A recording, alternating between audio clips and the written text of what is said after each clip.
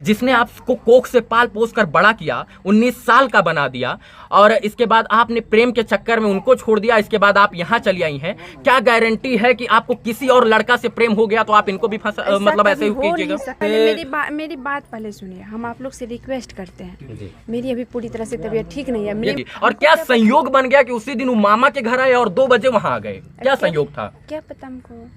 आप प्रशासन के सामने बैठेंगी तो पूछेंगे कि क्या उस दिन क्या संयोग बन गया, क्या भगवान की भ्रिकुटी हो गई कि वो अपने मामा के यहाँ गए और 2 बजे ही शादी की बात चलने लग गई। अब 2 बजे नहीं, और आप बस जाइए। कुछ सवाल है? अच्छा, छोटू के मरने का असली जिम्मेदार कौन है?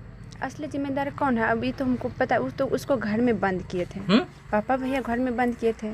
पापा भैया घर में बंद किए थे। आपको नहीं लगता है कि कहीं ना कहीं आपका भी दोष है इसमें? कैसे? इसमें ना कैसे दोष है? विषय और मीडिया के लिए टीआरपी बनी आरती और छोटू की प्रेम प्रसंग की कहानी खत्म होने का नाम नहीं ले रही है मित्रों। बिल्कुल। और सबसे बड़ी बात यह है कि इनको कौन न्याय दिलाएगा कौन नहीं दिलाएगा इनको कुछ भी नहीं पता। इनके मुंह में माइक ठूंस के इनसे कोई भी सवाल का जवाब मैं बड़ी आसानी से ले सकता हूं, क्योंकि ये भी बेबस है और इनके घर के लोग भी बेबस हैं। बिल्कुल। लेकिन सवाल यही उत्पन्न होता है कि इनको न्याय कब मिलेगा? जिस आरती के घर को चारों तरफ से बाउंड्री में कवर करके बंद कर देना चाहिए था, उस पर पुलिस प्रशासन अभी तक हस्तक्षेप काहे नहीं कर रही? बहुत सारे सवाल हैं। और आरती को देखते हुए मीडिया के तमाम साथी भावनाओं में आके इनसे अच्छा सवाल नहीं पूछ पाते हैं, कारण कि इनके ऊपर आपदाई है, विपदाई, और मीडिया के लोग भावनाओं में बह जाते हैं इनको देखते, इसलिए सवाल नहीं पूछ पाते हैं। कुछ मेरे भी सवाल हैं, लेकिन इनको दुख होगा और उन सवालों को पूछना लाजमी है। कैसी हैं आप?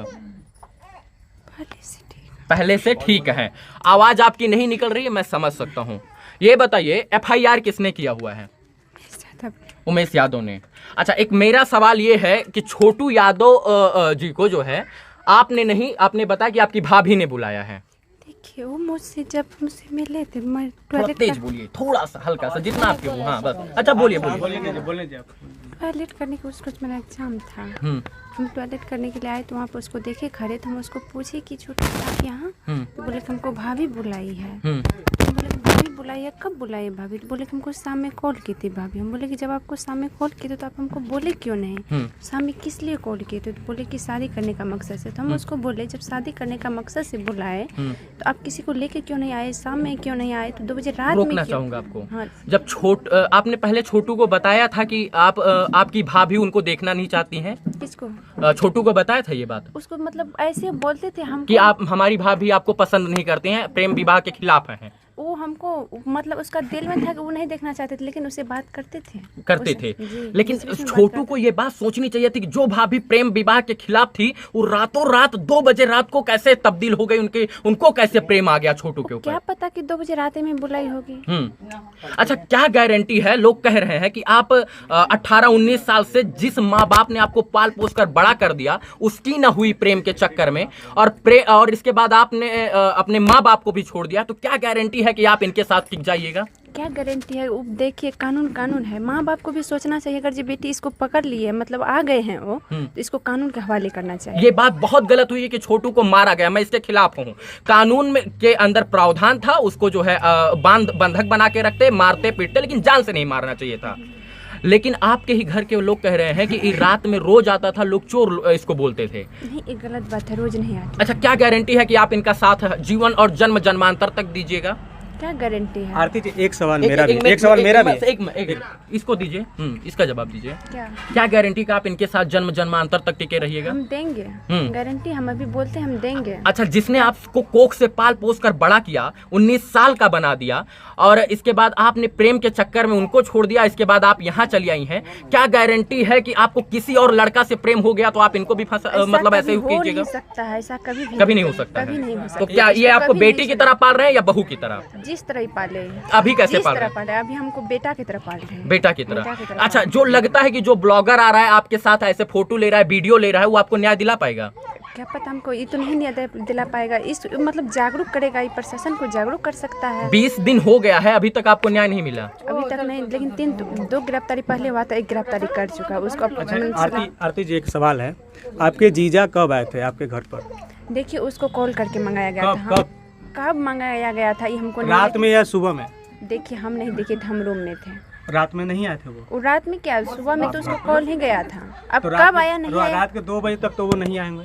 रात के 2 बजे क्या तुरंत ऐसा थोड़ा है कि तुरंत कॉल करने में तुरंत आ आपके जाता घर है? आप अपने घर में हैं तो रात में घर पर आए थे या नहीं आए थे? नहीं, उसको जैसे पकड़े उसको कॉल किया गया था। हाँ, जैसे मतलब कि उसको पकड़े उसी समय कॉल गया था ना। आरती, जब इतना ही गहरा प्रेम था और आपके पिताजी का और इनके पिताजी का छोटू के इतना बढ़िया प्रसंग था, मतलब बैठता था, तो ये बात अपने घर में इज्जत के साथ रहकर जो है बता देती कि हम शादी करना चाहते हैं, नहीं तो ये होगा। 2 बजे रात को आना, और इतना मंद बुद्धि है छोटू की वो आ जाएंगे? क्या पता हमको, इतना मंद बुद्धि। और क्या संयोग बन गया कि उसी दिन वो मामा के घर आए और 2 बजे वहां आ गए? क्या संयोग था? क्या पता हमको क्या संयोग था, नहीं था। ये सवाल है, ये भावनाओं में आके मीडिया नहीं पूछता, लेकिन ये आप प्रशासन के सामने बैठेंगी तो पूछेंगे कि क्या उस दिन क्या संयोग बन गया, क्या भगवान की भ्रिकुटी हो गई कि वो अपने मामा के यहाँ गए और 2 बजे ही शादी की बात चलने लग गई। अब 2 बजे क्या उसको शाम से ही बोला होगा? अच्छा, पढ़े लिखे थे छोटू? छोटू तो पढ़े, सोचने की क्षमता थी ना? सोचने की क्षमता इतनी थी कि हो सकता है कि जाएं तो हमका मर्डर हो जाए, हम अपने पिताजी को भेजें तो बहुत बेहतर होगा। अब क्या पता। अच्छा, छोटू के मरने का असली जिम्मेदार कौन है? असली जिम्मेदार कौन है अभी तो हमको पता। तो उसको घर में बंद किए थे। पापा भैया घर में बंद किए थे। पापा भैया घर में बंद किए थे। आपको नहीं लगता है कि कहीं ना कहीं आपका भी दोष है इसमें? कैसे? मेरा कैसे दोष है? मेरा दोष एक है कि हम प्रशासन को कॉल नहीं कर पाए।